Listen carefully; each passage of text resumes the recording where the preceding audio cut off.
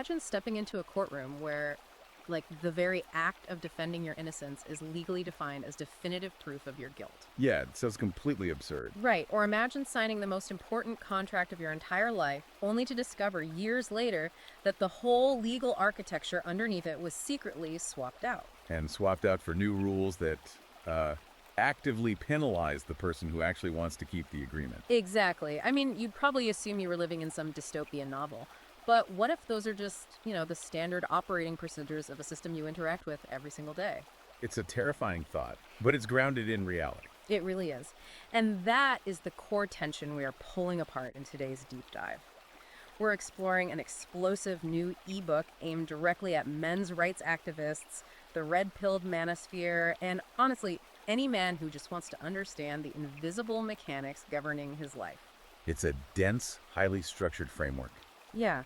The mission for you, the listener, is to understand the actual history of our modern institutions. We want to decode how they operate in reality versus how they operate on paper. Which is a massive distinction. Right, and to examine the author's deeply researched argument that these institutions were systematically captured by feminist and Marxist ideologies long before most of us were even born. And the text fundamentally argues that the legal and cultural systems men navigate daily, from family court to corporate HR to modern therapy, they aren't malfunctioning. Wait, they aren't, because they seem to produce incredibly skewed, destructive outcomes. I know, but the author says they are functioning with perfect precision.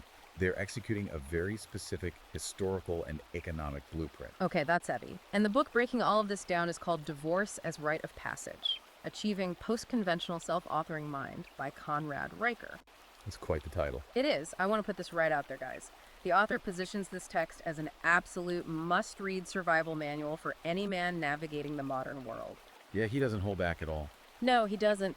If you are tracking with the concepts we uncover today, you need to go buy the ebook right now on Amazon, Kindle, or Google Play Books. Highly recommend checking it out. Yeah, and make sure to follow the author at Conrad Riker on Substack. Also, be sure to like and subscribe to this deep dive so you never miss our future explorations. Definitely. Now, before we get into the mechanics of this, we really need to set a firm boundary, because this source touches on highly politically charged themes. Very charged.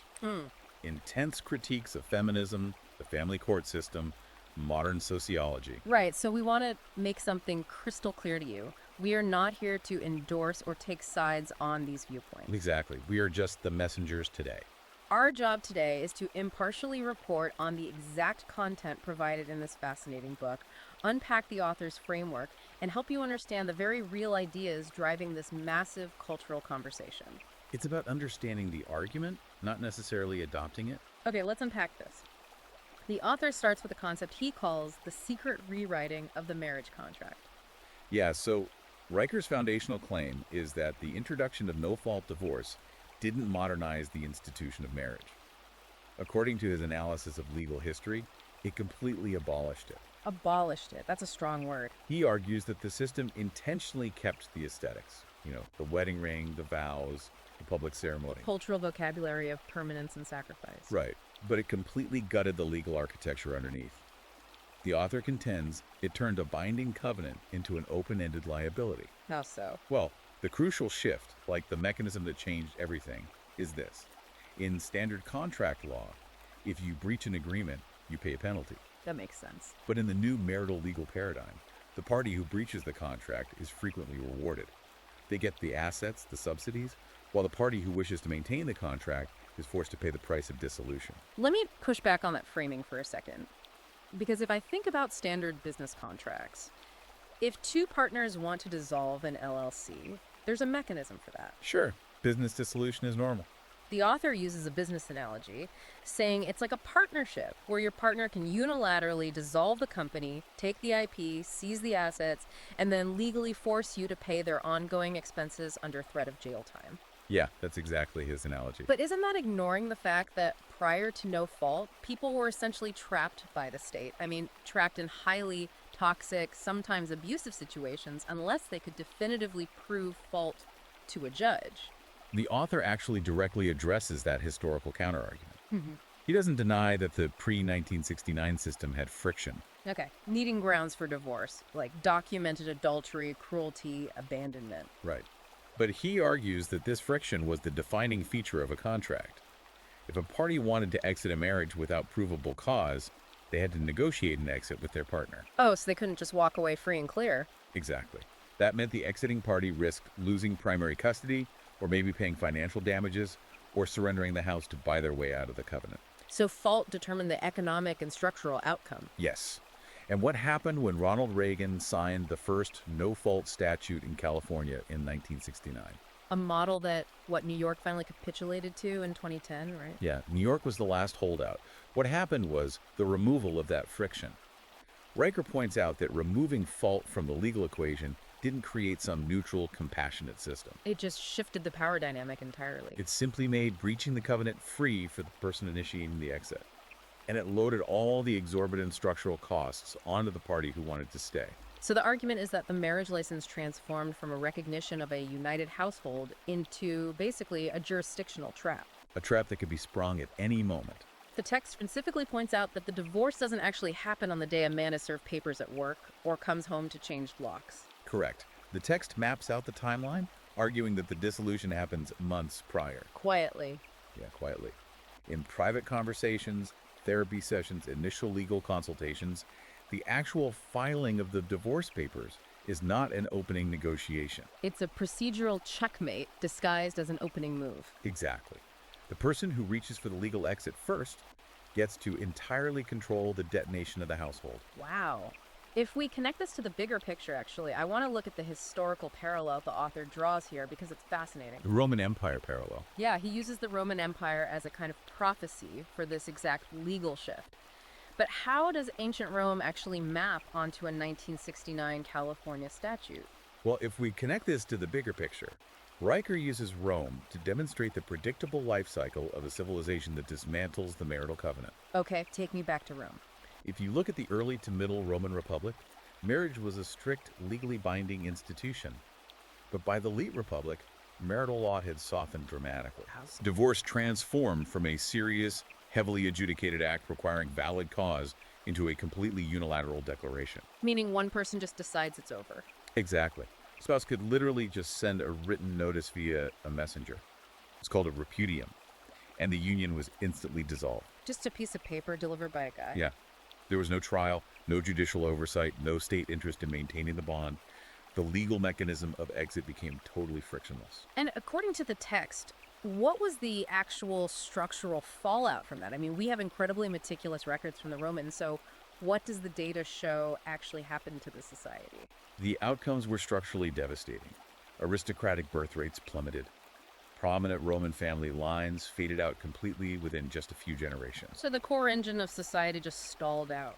Basically, the traditional family unit, which had historically been Rome's core engine for economic output, moral education producing reliable soldiers, it essentially emptied out. And the state eventually noticed this collapse, right? Oh, they noticed. Not out of a sense of moral compassion, mind you, but out of sheer bureaucratic panic. The tax revenue base and the military recruitment pools were shrinking simultaneously. So nature abhors a vacuum. If the family unit is no longer executing those functions, welfare, elder care, education, someone has to step in. And that someone was the state. Augustus Caesar recognized the demographic and economic crisis and tried to reverse it with aggressive legislation. What kind of legislation? He passed the Lex Julia and the Lex Papia Pavia. These laws literally impose financial penalties on unmarried men and childless couples. Wait, a literal tax on being single? Yes, while offering political and financial rewards for producing legitimate offspring. But Riker's point is that the cultural machinery of easy dissolution had already taken root. The damage was done. Once unilateral, frictionless exit was normalized, imperial decrees couldn't put the genie back in the bottle. So the functions of the family were inevitably absorbed by the state bureaucracy. Exactly. The cura annonae, the state grain distributions expanded massively.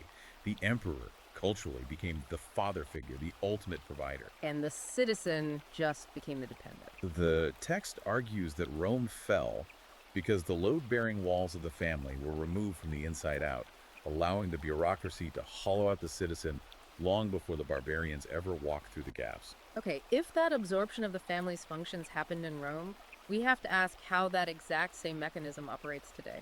Which brings us to the economics of family law.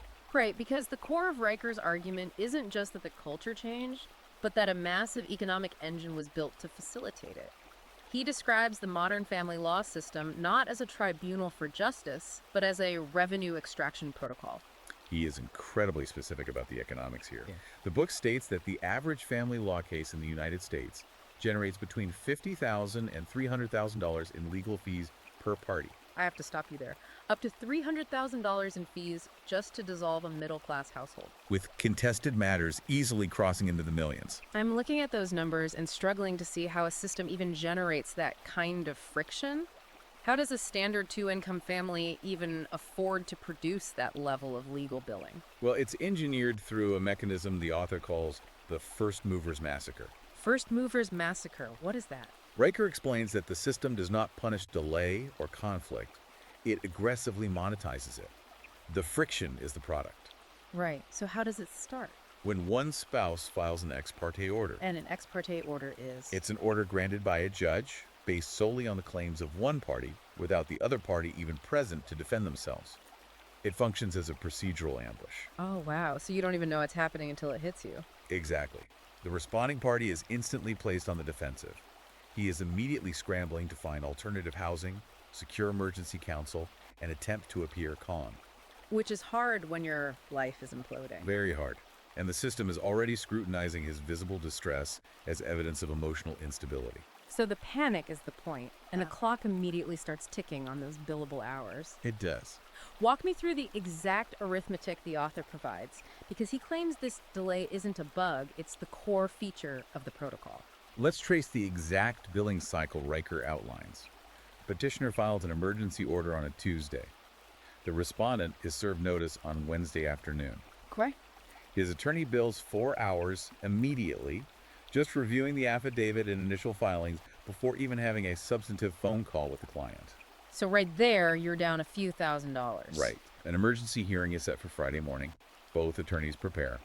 But on Friday, the judge's docket is overloaded, or opposing counsel requests a brief continuance to, quote, gather more documentation. Just a simple delay. That simple continuation costs nothing in court filing fees. But the respondent's attorney just billed for the preparation, the travel to the courthouse, and the time spent waiting in the hall. Just sitting around billing. Yes. The hearing is moved to the following week. That generates another 8 hours of attorney preparation time as circumstances shift over the weekend. It's just a cash register ringing. At standard billing rates of $500 an hour, that single procedural hiccup is $4,000. In major metropolitan markets, it's $8,000. From a delay that wasn't even your fault. Now, multiply that dynamic by a typical case lifespan of 18 to 36 months, involving mandatory mediation, discovery disputes, forensic accounting, half a dozen substantive motions. The wealth destruction is absolute. The marital estate literally collapses under the financial weight of the apparatus that arrived to manage its failure. But wait, if you walk into any family court in the country, the phrase that is painted on the walls, invoked in every single ruling, is the best interests of the child. It's their mantra. Yeah. How does the author reconcile this universally stated goal with his claim that the system is just an extractive, wealth-destroying machine? Riker dismisses the best interests of the child as necessary moral camouflage. Camouflage. He argues that you have to look at the outcomes, not the stated intentions. The immense wealth destruction inherent in the divorce process, the drained college savings, the duplicated housing costs, the massive legal debt falls heaviest on the children's future. They're the ones who ultimately pay for the friction.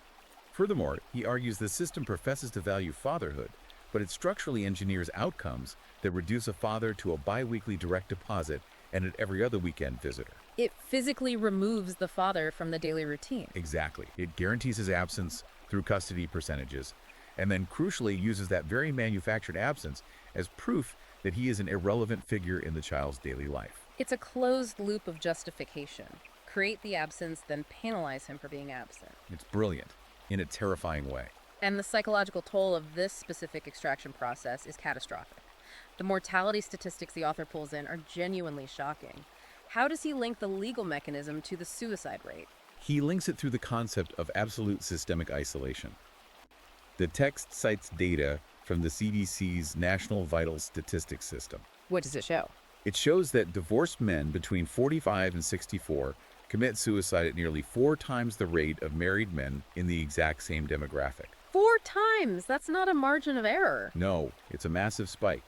He further breaks down a 2013 study published in the Journal of Family Issues that found a 3.2-fold increase in suicide risk for divorced men, specifically within 2 years of separation. Within 2 years, so right in the thick of the legal battle. Exactly. Riker's analysis is that this risk peaks precisely at the conjunction of asset seizure, the finalization of custody loss, and reaching the saturation point of legal debt. So it's not heartbreak. He argues these men aren't dying of a broken heart over a failed romance.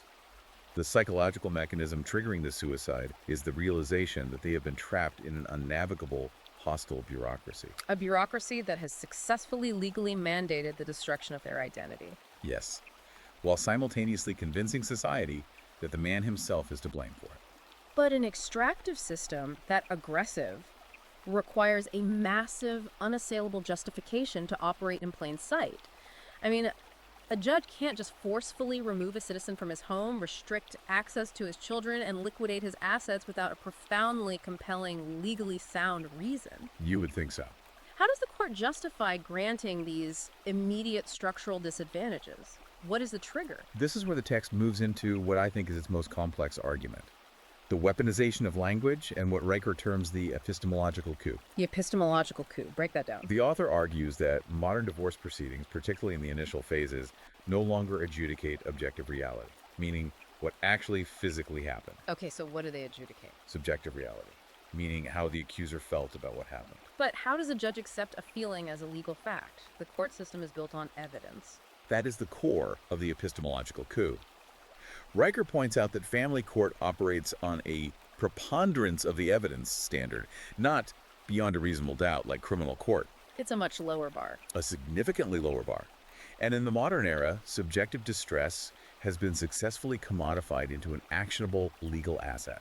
An actionable legal asset. The text details how deeply clinical psychiatric terms have been democratized, stripped of their strict diagnostic rigor, and handed out as legal skeleton keys. What kind of words? Words like gaslighting, toxic, narcissistic abuse, and coercive control are used to bypass the need for physical evidence. Right, because everybody uses those words now. Exactly. For instance, Riker argues that in a family court affidavit, gaslighting no longer requires proving a deliberate, multi-year clinical pattern of reality distortion intended to drive someone insane. Operationally, it simply means he adamantly disagreed with my version of events. Yes, and narcissistic just means he asserted a boundary regarding his own finances that I didn't like. So, highly subjective, vague interpersonal friction is dressed up in lab coats, labeled as abuse, and paraded as expert testimony to secure a legal outcome. Exactly. And because the court operates on a highly sensitized risk management algorithm that credits female fear and heavily discounts male objection, these therapeutic buzzwords instantly secure those structural advantages we discussed. Like exclusive occupancy of the home or temporary protective orders? Right, without requiring hard physical evidence or rigorous cross-examination before the order is granted. This introduces a terrifying logical trap for the listener to consider. The author outlines an epistemic loop that a man finds himself in once these therapeutic accusations are formally made. It's essentially a legal Kafka trap. The syllogism the book outlines is chilling in its simplicity. Let's hear it. Premise 1. The modern legal framework frequently defines male disagreement, or the refusal to accept a female partner's narrative, as a form of psychological abuse or coercive control. Premise 2. A man who vigorously defends his innocence against a false accusation is, by definition, disagreeing with the accuser's narrative. Oh, man. The logical conclusion. A man who defends his innocence is actively committing abuse by invalidating her lived experience. Exoneration becomes logically impossible within the framework. It really does. If you fight the charge, your anger or defensiveness is officially logged as proof of your volatility and need for control. And if you stay silent and don't contest it, it's legally entered as an admission of guilt by default. To fight the charge is to prove the charge. Precisely. Riker argues the system doesn't actually want a verdict based on truth. It wants a conversion. It wants the accused to bend the knee to the jurisdiction of feelings over facts. And the book points out that this tactical use of accusation is actually borne out in the data, right? Yes, Riker cites a landmark 1990 study by Toance and Jaden for the National Institute of Justice. And what do they find? It found that in contested custody cases, allegations of domestic violence appeared at rates far exceeding their base prevalence in the general population. Which suggests what? Riker's interpretation is that this strongly suggests the allegations are being systematically used as tactical weapons to secure structural advantage, rather than as truthful testimony of actual danger. And what happens when a man tries to introduce data showing that domestic conflict isn't entirely one-sided? The text mentions a 2000 analysis by John Archer. Yeah, Archer's meta-analysis of 82 studies revealed that women initiate physical aggression in relationships at levels matching or, in some demographics, surpassing men. But I'm guessing the court doesn't care. Riker points out the institutional response across police departments and courts ignores this data entirely because it contradicts the foundational narrative required to keep the extraction protocol running. Here's where it gets really interesting. Let's ground this in reality. The author brings up the Duluth model, which is the primary domestic violence training framework used by police and courts across the country. It's practically universal. He claims that this training actively treats male presence itself as the primary risk factor. Walk me through a hypothetical. How does that Duluth model training practically play out when police arrive at a house on a Tuesday morning because a couple is having a loud argument? Well, under the framework of the Duluth model, which originated in 1981, domestic conflict isn't viewed as a complex interpersonal dynamic between two flawed individuals. Well, how is it viewed? It is viewed purely through an ideological lens, as a unilateral expression of patriarchal dominance. So imagine police arrive at the house. Okay, the cops show up. The man is trying to calmly explain that he was trying to leave the room to de-escalate, or he was trying to establish a boundary, or perhaps he even has a recording proving he didn't raise his voice. So he's trying to provide evidence. But under Duluth training, if a man acts defensively, it's immediately reframed as retaliation or manipulation. If he tries to offer objective documentation to prove his side, he's accused of trying to exercise coercive control over the narrative. The model just assumes the male is the primary aggressor based on power dynamics, not actions. Yes. His very demand for objective evidence is seen by the system as an act of aggression against his partner's, quote, lived experience. Wow. The officer, trained to prioritize the subjective fear of the female, arrests the male to eliminate the presumed risk. The man is removed from his home, triggering the exact procedural cascade we discussed earlier. It's a perfectly sealed system. But this raises a massive question. This framework, where feelings supersede facts, where language is intentionally weaponized, where the state actively incentivizes the destruction of the family unit, how did this become the operating system of our legal institutions? It's a great question. I mean, it's a big leap from a 1981 domestic violence model to the entire architecture of modern society. The author argues this isn't just an accident of modern therapy running amok. No, he claims it's a deliberate, century-long institutional design. Yes. To understand why the institutions operate this way today, Riker argues we have to trace their ideological roots back. This brings us to the book's historical thesis regarding cultural Marxism and the modern welfare state. Riker posits that the destruction of the traditional family wasn't an unfortunate byproduct of progressive reform.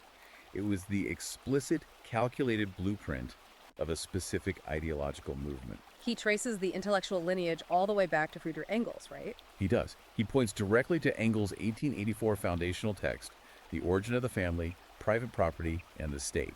Engels didn't hide his intentions. No, he explicitly labeled the nuclear family as a capitalist invention. He viewed the father as a petty bourgeois tyrant whose authority had to be entirely dismantled if true socialism was ever to be achieved. So they needed to destroy the family to build socialism. Riker explains how, decades later, the intellectuals of the Frankfurt School translated this raw economic Marxism into cultural Marxism.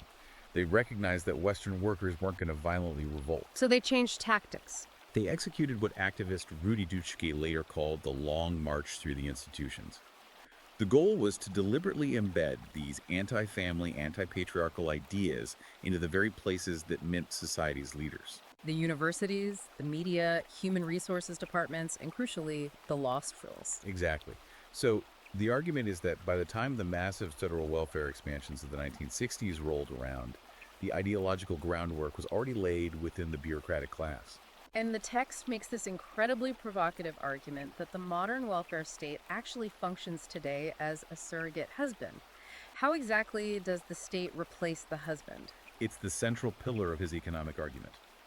Riker asserts that the modern bureaucratic state is the perfect silent competitor in every single marriage. The perfect competitor. It never gets tired, it never has a bad day at work, and it guarantees unconditional financial transfer payments funded by the very tax dollars extracted from working men. When marriage became easy to exit via no-fault divorce, the family became incredibly fragile. And when a family fractures, its traditional functions, housing, food, education, healthcare, they don't just disappear. They migrate to the only entity large enough to absorb them, the government.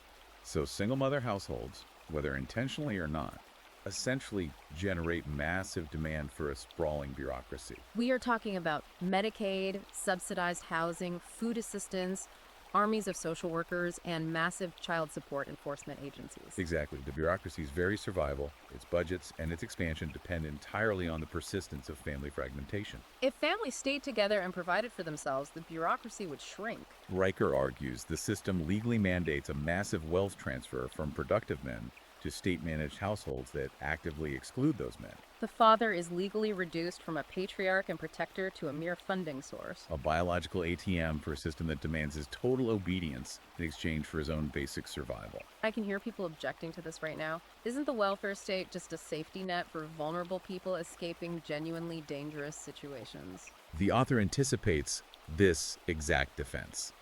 He uses a concept to explain how the system defends itself against criticism.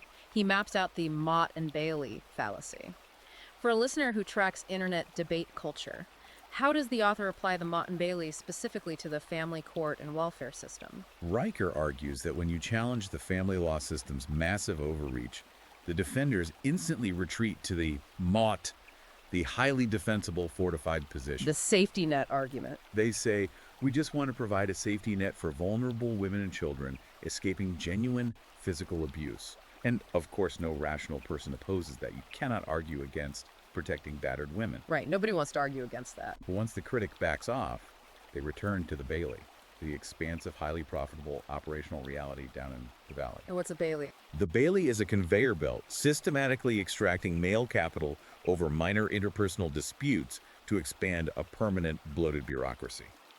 Riker says nobody in the system ever bothered to legally define the difference between a safety net for the abused and a hammock for the dissatisfied. That is quite the phrasing. And this brings us to a crucial pivot in the deep dive. This raises an important question. Right.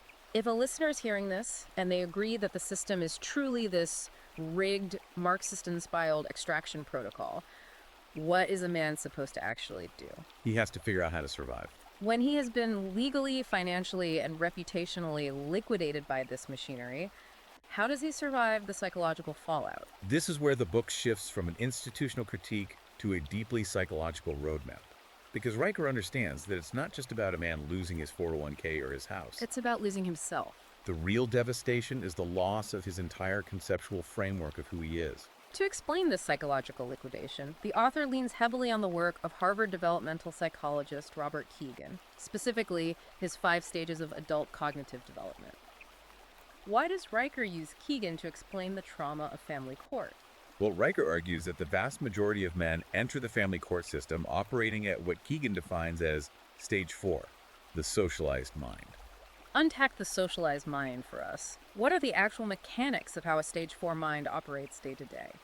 A man operating with a socialized mind derives his entire identity, his moral compass, and his sense of success from external authorities, institutions, and relationships. So his identity isn't internally generated? No, it is wholly tied to his external titles. He is a husband, a provider, a father, a reliable mortgage holder, a respected community member. He fundamentally believes in a reciprocal social contract. He thinks if he works 50 hours a week, pays his taxes, and fulfills these roles, the institutions will protect him and validate his work. But when he hacks the family court system, those external roles are the exact things that are weaponized against him. Precisely.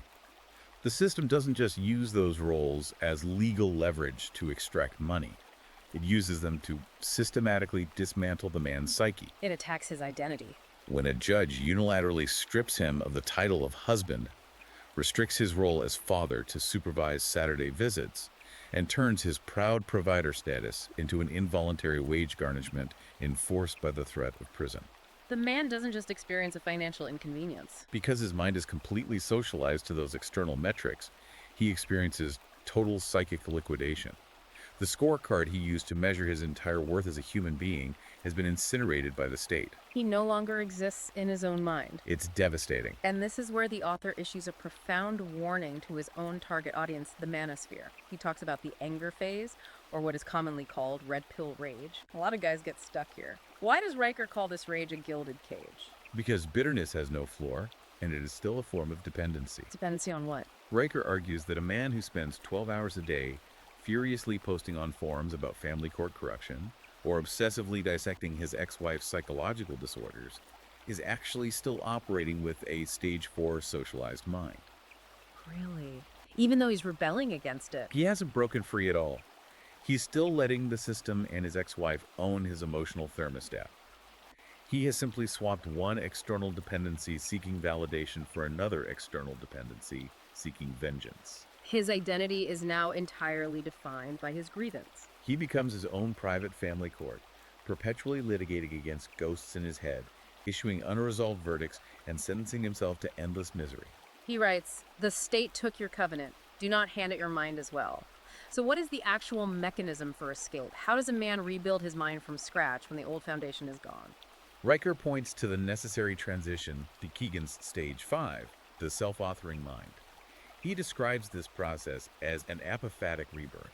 Let's define apophatic for the listener, because that's a heavily theological term. What does it mean in this practical context? Apophatic theology is the process of defining God by what God is not, stripping away all human concepts. In Riker's psychological context, an apophatic rebirth is the painful process of defining yourself by meticulously stripping away every false title and refusing to be defined by any external metric. You strip away the need for female approval, state validation, or consumer status. You define yourself via the negative by removing the lies. And the tool the author prescribes for this total cognitive reconstruction is the Logos and the Western canon. He's talking about reading Aristotle and the Stoics, but he makes it clear he doesn't mean reading them like modern self-help paperbacks. Far from it. He argues Aristotle didn't write self-help. He wrote a precision cognitive instrument for distinguishing facts from feelings. A tool for the mind. A man broken by family court needs Aristotle's laws of logic to stop gaslighting himself, to clearly separate what is objectively true from what the court merely enforced through power. And what about Marcus Aurelius? When that man picks up Marcus Aurelius' meditations, he isn't looking for coping mechanisms to feel better. He is picking up the exact cognitive architecture a Roman emperor used to govern his own mind while the external world was collapsing in plague and war. Stoicism, in Riker's application, treats all external events, a biased judge, a false accusation, a lost house, as indifferent. The internal mind is the sole theater of moral action. No judge can garnish your internal discipline. So the mechanism of survival is refusing to be a victim of the narrative and becoming the active author of your own history. You document reality, rely on hard evidence, and govern your emotions with pure logic. It's total mental sovereignty. But let's play this out. Once a man has achieved this self-authoring mind, once he has rebuilt his psychological fortress, where does he physically put his energy? Because if he looks around and realizes the mainstream institutions, the courts, the media, corporate HR, the universities are entirely captured by this ideology, what is the next actionable move? He still has to live in society. This leads to Riker's ultimate call to action. He asserts that the captured institutions will never, ever reform themselves from within. They just can't. They can't, because their massive budgets and bureaucratic survival depend on the continuous extraction mechanism. Therefore, men must build an entirely separate infrastructure. He calls it the parallel polis, a parallel civilization. The parallel polis. He draws heavily on the dissident playwright Václav Havel for this concept. How does an essay from 1970s communist Czechoslovakia apply to a guy dealing with HR in 2026? It maps perfectly. Riker uses Havel's 1978 essay, The Power of the Powerless. Havel analyzed how totalitarian regimes maintain control. Not through force, right? Right. They don't do it primarily through physical force or secret police. They do it by forcing everyday citizens to live within the lie. Right. Havel uses the famous metaphor of the greengrocer who hangs a Communist Party slogan in his shop window. The greengrocer doesn't actually believe the slogan. No, he hangs it to signal compliance, to blend in and to avoid trouble with the authorities. But Havel points out that the universal pretense of millions of greengrocers hanging signs is what actually gives the regime its power. The compliance is the power. And Riker applies this greengrocer metaphor directly to the modern institutional apparatus men face. Exactly. Every therapist who tells a devastated man to just process his grief, rather than identifying the abusive legal mechanism destroying him, is hanging the greengrocer's sign. Every corporate HR department that mandates training defining traditional masculinity as an inherently toxic risk factor is hanging the sign. Every lawyer who tells a man to just accept a false accusation to speed up the settlement is hanging the sign. But Havel argued that the ultimate countermove is to simply live within the truth. Yes. When a man stands up in a rigged, closed-door custody hearing and calmly says, "This accusation is false, here's the objective time-stamped evidence, and you are violating my fundamental due process," he's committing a revolutionary act. He is refusing to hang the sign. And that refusal shatters the illusion of consensus. The author aggressively defends the so-called manosphere in this exact context. He argues it's not the toxic, misogynistic echo chamber the mainstream media constantly portrays it to be. It's a brilliant inversion. Riker flips the accusation entirely. He argues that the feminist institutional apparatus encompassing public schooling, corporate DEI initiatives, mainstream news networks, and universities is actually the largest, most heavily funded echo chamber in human history. They only talk to themselves and confirm their own biases. The manosphere, he argues, is a noise chamber. It is a decentralized, messy, but vital network of legal strategists, economic architects, evolutionary biologists, and philosophers who are actively broadcasting reality to break the gynocratic consensus. It is the digital manifestation of the parallel polis. To illustrate the sheer power of this knowledge network, he tells a parable about a lawyer who switched sides. Walk us through that story, because it perfectly diagnoses the ultimate vulnerability of the family court cartel. The book describes a high-powered female family lawyer who spent a decade building an incredibly lucrative career utilizing the exact tactics we've discussed. Procedural ambushes, strategic delays, Leveraging temporary custody orders to extract highly favorable financial settlements for her female clients. She was a master operator of the machinery. But then her own husband filed for divorce. and crucially, he had been reading, and he retained counsel trained in her exact playbook. He used the exact weapons she forged against her, beat for beat. Poetic justice. The emergency ex parte restraining order arrived at her office on a Tuesday, instantly putting her on the defensive. The temporary custody seizure hit on Friday, removing her from the home. Her financial assets were frozen the following week. The very machinery she had operated to efficiently process hundreds of men processed her with the exact same blind bureaucratic indifference. Stripped of her structural advantage, she ultimately suffered a public breakdown and left the practice of family law entirely.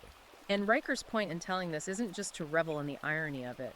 There's a much deeper lesson for the listener about how the cartel actually maintains its power. The lesson is that the immense, terrifying power of the family court cartel depends entirely on the target not knowing the rules. The system relies on men walking in confused, trusting that the judge wants fairness, and being purely reactive. Once the playbook is broadcast, once the standard templates, the judge's specific ideological tendencies, the billing incentives, and the procedural traps are mapped out and freely shared in the parallel polis, the cartel's power evaporates. It operates like a magic trick. Once you know how the illusion works, you can't be fooled by it again. It cannot withstand an educated, networked opposition that refuses to be reactive. Which is why the author heavily stresses the medieval legal principle, testis est, non judex. You are the witness, not the judge. Explain the practical application of that for a man in the thick of it. What's fascinating here is the current regime demands that men not only suffer the corrupted judgment, but internalize and accept it as morally correct. The parallel polis tells a man, you do not need to convince the biased court clerk. You do not need to persuade the ideologically captured therapist. Your job is to bear witness. Document the injustice meticulously, maintain your stoic discipline, feed the objective evidence to the network, and bear testimony to reality.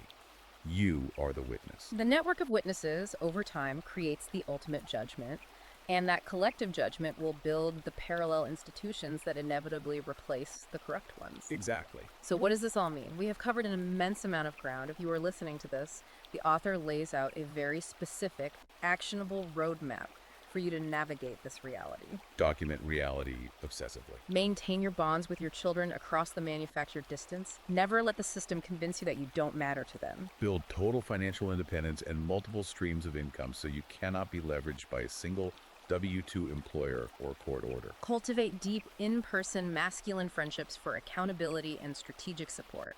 And above all, begin building these parallel institutions. Media networks, financial systems, educational co-ops, based on hard evidence, objective truth, and mutual duties, rather than subjective ideology. It is a profound philosophy of principled, patient resistance.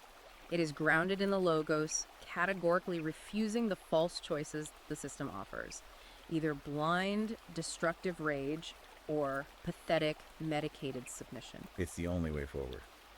And that brings us to a final, incredibly provocative thought for you to mull over, one that builds on Riker's entire economic argument. We've discussed at length how the modern state positions itself as the ultimate surrogate husband.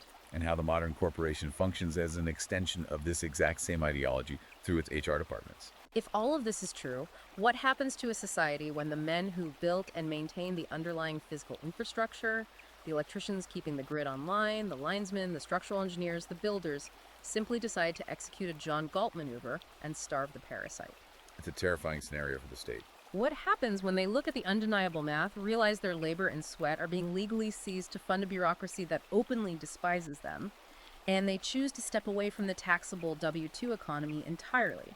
Can a civilization actually survive when its primary producers choose to become financially invisible? It is the ultimate systemic vulnerability. A machine built exclusively to extract compliance and capital from men will run smoothly right up until it runs out of willing men. It's a chilling question to leave you with, and it's one the system has no answer for. This has been a massive, intense exploration of Conrad Riker's divorce as rite of passage. If this breakdown resonated with you, or if you feel you need the full, unredacted architecture of this survival manual, you need to go to Amazon Kindle or Google Playbooks and buy the ebook right now. Read it, apply it to your own life. And as the author specifically requests, leave a 5-star review to help the next man find it in the dark. Make sure you follow the author at Conrad Riker on Substack for ongoing legal strategy and deep philosophical analysis. It's been an incredible discussion. It really has. And of course you know what to do. Like and subscribe to our deep dive to ensure you never miss an exploration into the texts shaping our world. Until next time, stay curious and stay grounded in reality.